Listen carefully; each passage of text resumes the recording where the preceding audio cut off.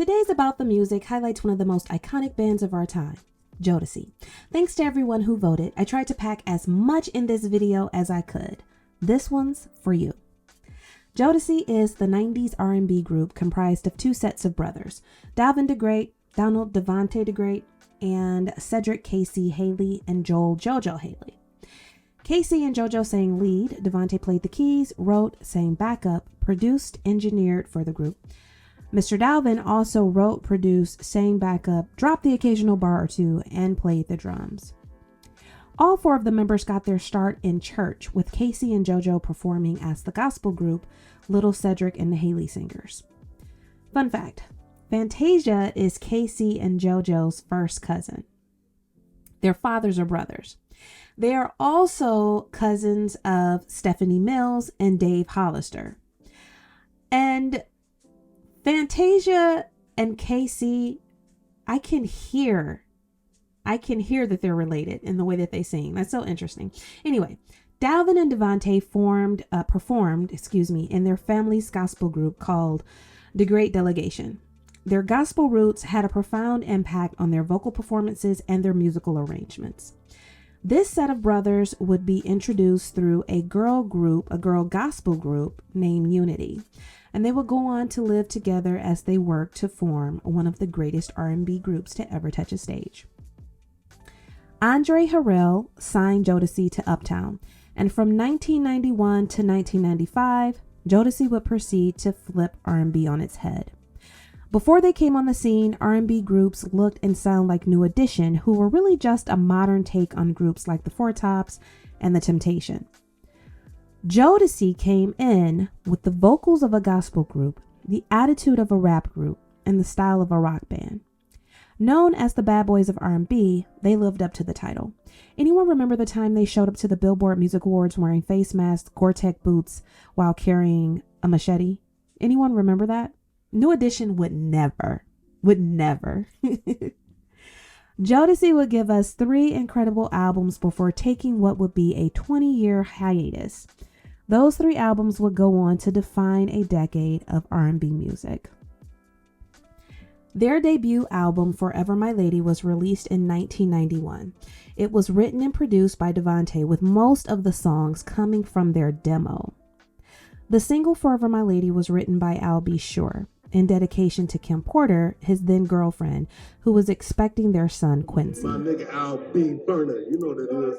I'll be sure. Devante. I ain't even looking right now. Al, you can't look right. That's a little pretty boy ass nigga trying to put me on this motherfucking nigga. You get on this shit. First that nigga know he family. That nigga been, come on. Listen, let me tell you something. I don't know what it is. The bottom line is this. It's Devante Swing. Okay? Listen, you say the name Quincy Jones. You say the name Teddy Riley. You say Devante Swing. You say... Don't give me props like that. I'm not one to I know you're not, but that's my job. That's my job. Come on. We done spent so many days in the little room, built the studio. I don't know his family. I know his mom. He know what it is. You know, she was cooking the chicken wings. Hold up, he know what it is. We was doing the first Jodeci record. Don't get me off camera, nigga. You know I do this shit. This album would give us the classics, Stay, Forever My Lady, Come and Talk to Me, Gotta Love, You and I, and I'm Still Waiting. It remained on the charts for 49 weeks and earned them a Billboard Music Awards. See, today's artists use a long list of writers to come up with a song or an album. The Forever My Lady album was written by one man as a demo. Artists like Jodeci and Mary J. Blige would infuse R&B with hip hop, creating a new soundscape. Jodeci and Mary J. Blige would tour together in 1992, which would lead to a tumultuous relationship between Casey and Mary. Now, when these two got together, they seemed like the perfect match. I Don't Want to Do Anything Else is a classic duet, produced and co-written by Devante, of course, but I love that song.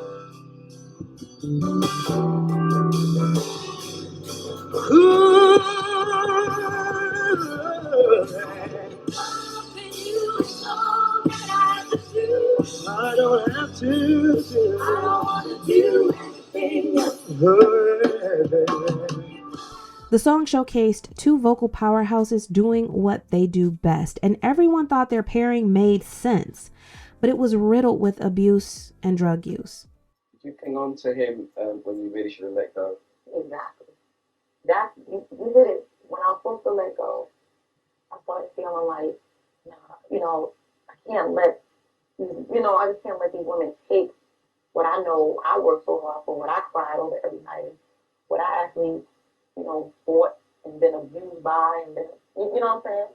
I just felt that's where the lack of self love came in, because I felt like I'd rather stay and take a beating than to let him go, because I felt like if I let him go, like I was going to die. You know that love when you feel like, gosh, I lose my mind if he leaves.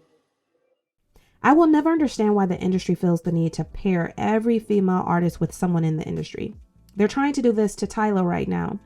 I'm not saying Mary was forced to be with Casey or was paired with him, but female artists they're never encouraged to remain single and focus on their career goals. Although their relationship was a mess, Mary J thought it would be a good idea to marry Casey.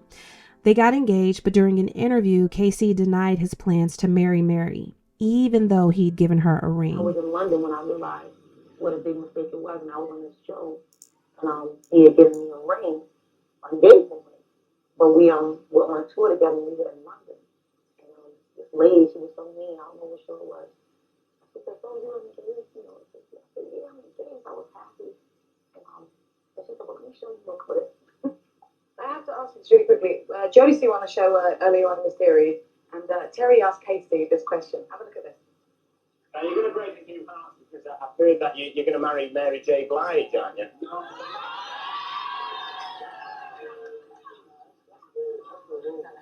That's a rumor for Casey, Casey is not getting married. Was he being super cool or what? Are you getting married? No, we're not getting married. I was just going to say, I'm very glad No, to we're hear not that, getting Mary. married. We're not getting married now. You're married now? So there's no huge engagement ring? Oh, yeah. Whatever. Whatever. On. Okay. But now? And that killed me. Right there, that let me know. Okay.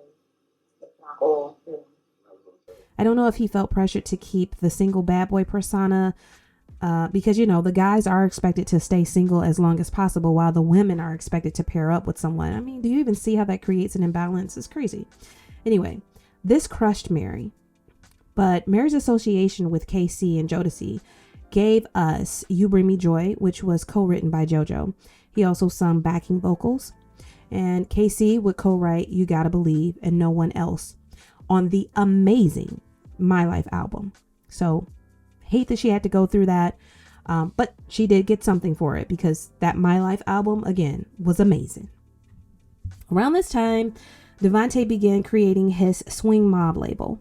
He would scout several up-and-coming singers, songwriters, and producers to join his music collective known as the Basement Crew. He was literally collecting and hoarding all of music's future brightest and best. The collective consisted of the group Sista, including Missy Elliott, Timbaland, Genuine, Magoo, Static Major, Playa, Tweet, and her group Suga, Stevie J, Chad Elliott, and many others. Members of the group lived together in Rochester, New York, and would work on their writing and instrumentation. If someone from the group created a dope song, Devante would bring that artist to the forefront, even featuring them on Jodeci's albums. Missy's Super Friends would be a spinoff of sorts from the Basement Crew. Now, there's a lot of rumors floating around about the goings on in the Basement Crew. Some artists say it was an incredible experience and a wonderful lesson in music, kind of like music college.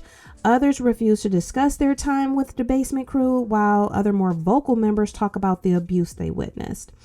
Missy said the artist felt mentally abused. Stevie J said Devante walked into the studio with pit bulls and commenced to slapping everyone present, including Genuine and Missy.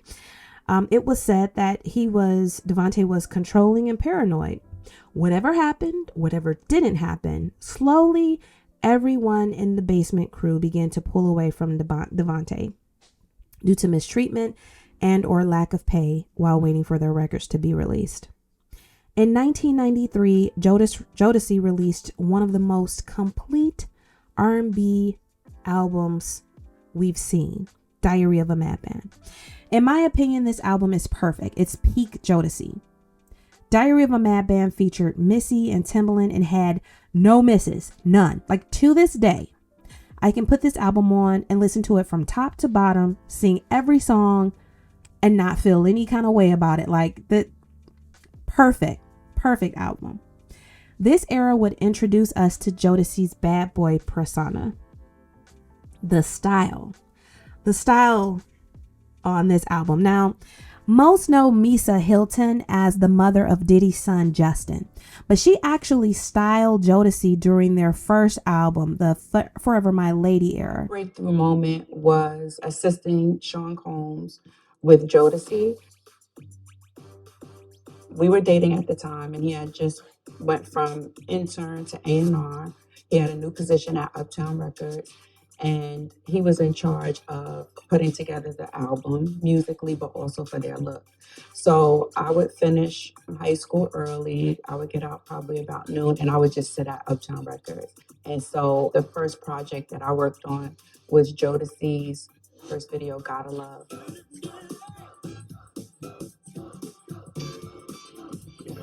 Puffy and I came up with this crazy idea to put them in combat boots and hoodies and baseball caps.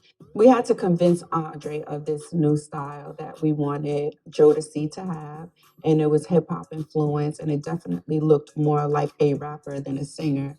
And Andre, he was against it. He was like, absolutely not. They're singing ballads. They need to be fly.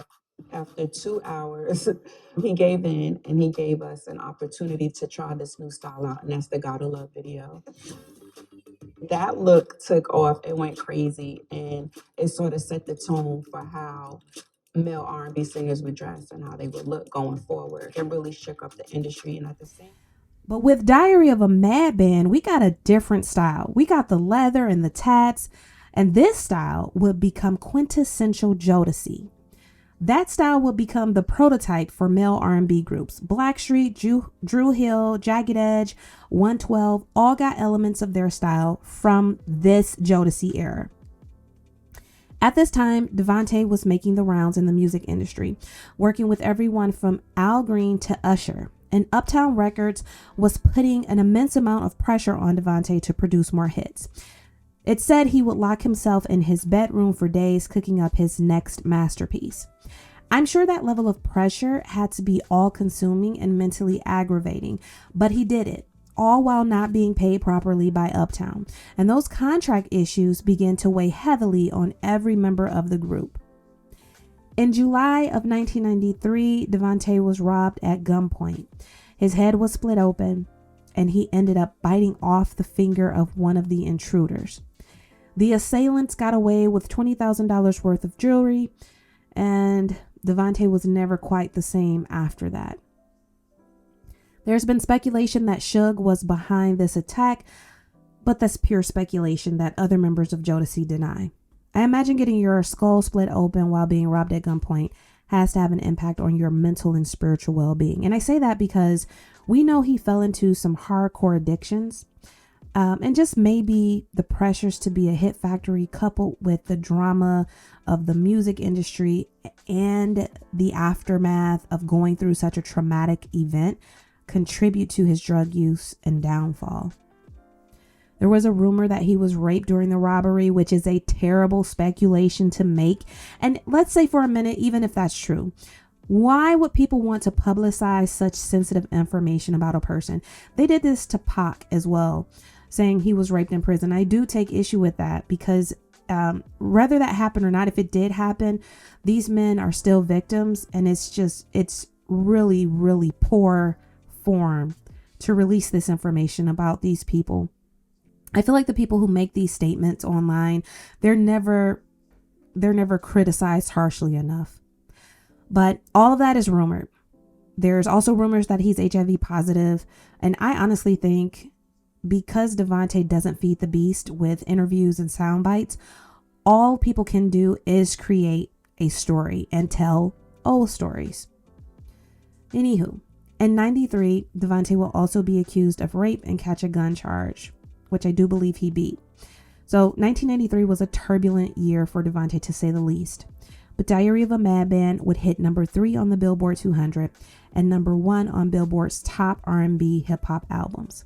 The album is certified 2 times platinum. Around 1994, Suge Knight connected with Jodeci. Mr. Dalvin says Suge taught them about the business because they were struggling financially. Suge negotiated a better contract for Jodeci, which would facilitate their move to MCA, Uptown's parent company. I met Suge, I want to say, around the Billboard Awards. I want to say that. Around the Billboard Awards in 19... Yeah, it was around 94, 95. So Suge came around, and then when did you start getting really affiliated with Suge and Death Row? Suge came around, and he taught us about the business a lot. Okay. And although we had sold a gang of albums, there was no signs that we were more successful than we sold 100. So you guys were all broke. Basically, I mean, we went through the thing that artists go through. You just unaware of what's going on. We're just happy to be in public and selling millions of records and just having fun. Well, it's been said that this is when Devante changed for the worst, but this partnership with Suge may have stemmed from issues Jodeci was having with street characters. This crippled motherfucker out here that kind of was running the industry. He had Hammer and them on lock and all of them named Michael Concepcion. He's the guy that eventually put Rome out. And I spoke on it a couple of times when he kind of comes to concerts to push up on KC when KC and Jojo had that song out. I'm sorry, KC and Mary J had that song out. She had the hot song on the Wait to Excel soundtrack. If you, I'm Going Down. And KC had that remake of If You Think You Lonely Now. He had that remake out, and they were promoting that. And this nigga right before that named Michael Concepcion was pushing up on him. So if anything happened to him, that's what pushed Jodeci and Devante over to Suge because they ran to him for protection from Michael Concepcion. Jodeci's third and final album before their 20-year hiatus. The show, The Afterparty, The Hotel, was released in 1995.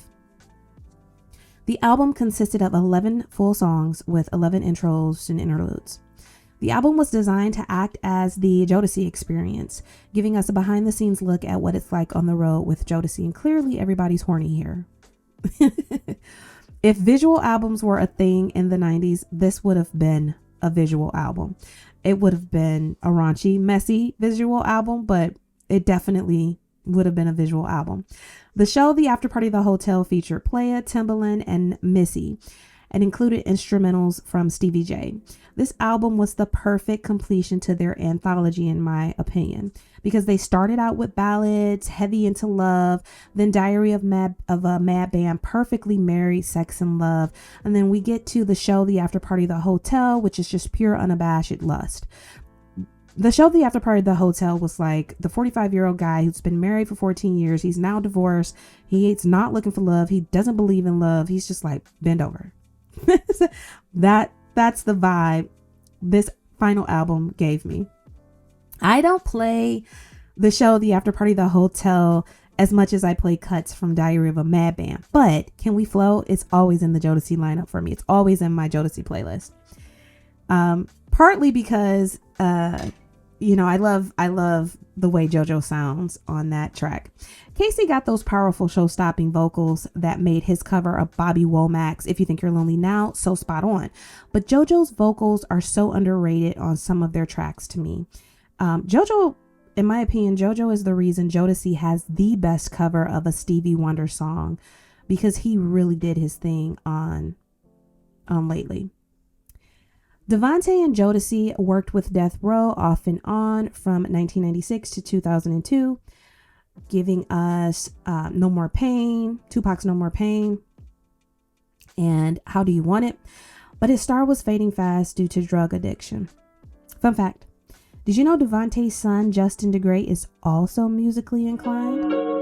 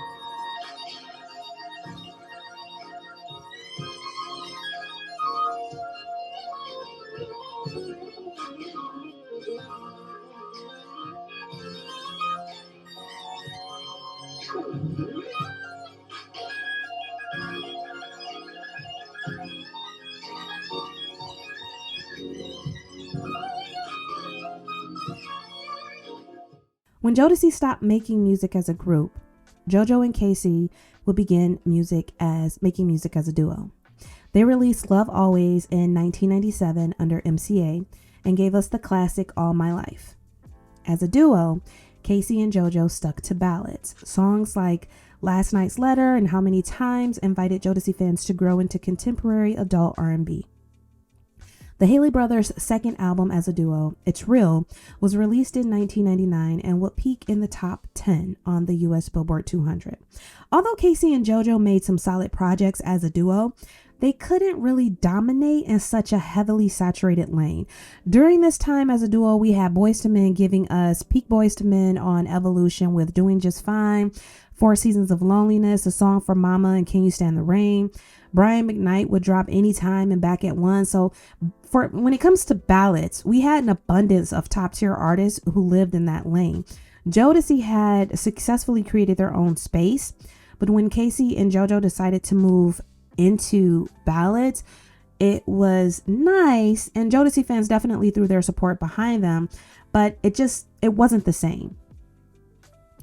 Devante would continue working with Casey and Jojo behind the scenes on their 2000 album X, but things started to fall apart for the two when they began performing under the influence.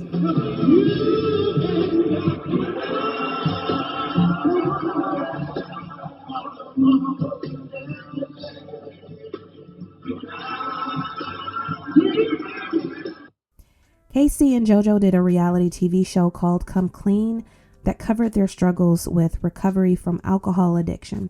And although Casey appeared to be struggling with a crack addiction during some points of his career, he and Jojo insist that coke and crack were never a part of their drugs of choice. On top of the bizarre stage performances, their vocals were also in decline, and many of their shows were laughably poor quality. Jojo, somebody give me life, give me life, give me life, give me life, give me life, give me life, give me life, give me life, give me life.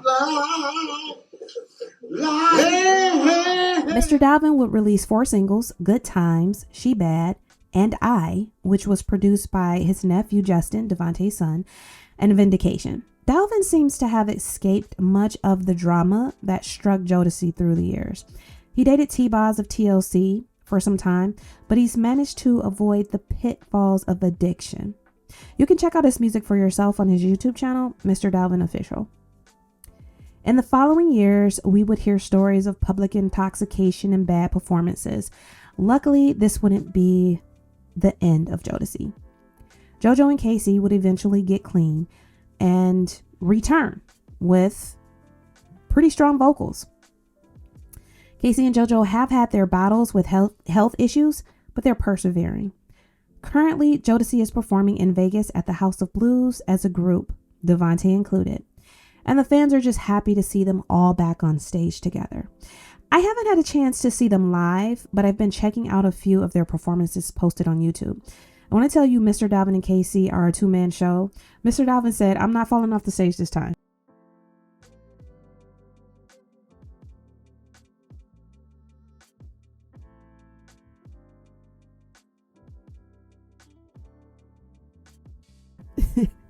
Not this time. But seriously, they're putting on a great show. And Jojo was missing on most of the performances I watched due to complications with diabetes.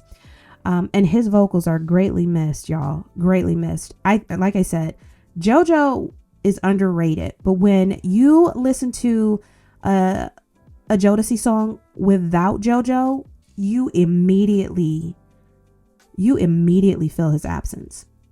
Immediately. But Casey sometimes gets in his bag and even sings JoJo parts from time to time. And it's interesting to kind of see Casey tempering his power to sing in JoJo style. And I also love how Casey, give glory to God and acknowledges that God brought him back from the brink during his live shows. He looks good. He looks healthy. He looks happy. I'm really happy to see him in this place. For those of you who don't know, in 2018, Casey had a stroke. Doctors were unsure if he would walk again, and it was thought that he would never sing again. Yet here he is standing on stage, singing with fully restored vocals.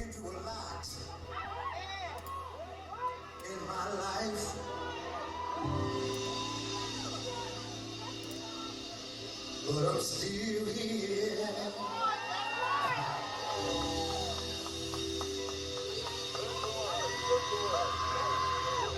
Been through a lot of hatred in my life. You know what?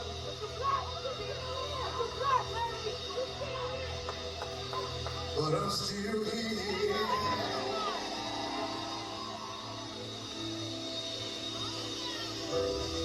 Been through a lot up and down. You know what, y'all? I'm still here. So if you're looking for signs and wonders, they're all around you, folks. I appreciate him for sharing his testimony with his fans. In 2020, Casey re-recorded his favorite gospel song, Jesus Saves, the song he sang in his gospel group as a child, and I love that for him. Jesus, Jesus, Jesus, Jesus,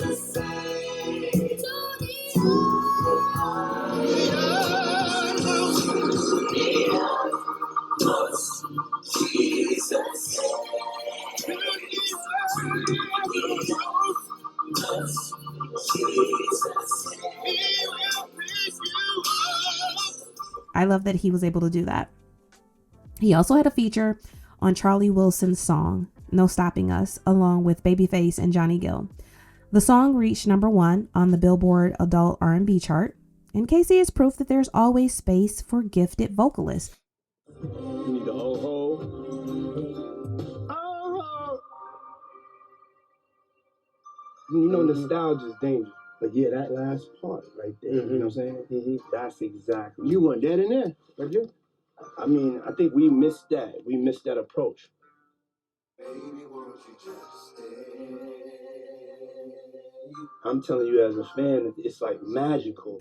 I'm going to be honest, I would love if Casey dropped a full gospel album. And I thought he did, but I couldn't find it. But I would love if he was. I know that he's going to always be the lead singer of Jodeci, but those gospel roots are so strong in his vocals. Like, I just wish he would just go down that lane and just stay there. Anyway, I also wish Devante could have experienced the longevity Timberland and Missy went on to have, because he definitely had the talent. But addiction is all consuming and only a few truly ever escape. I am glad to see that he is passing on that knowledge to his son, though. If you enjoyed this video, give that like button all you got, and I'll catch you on the next one.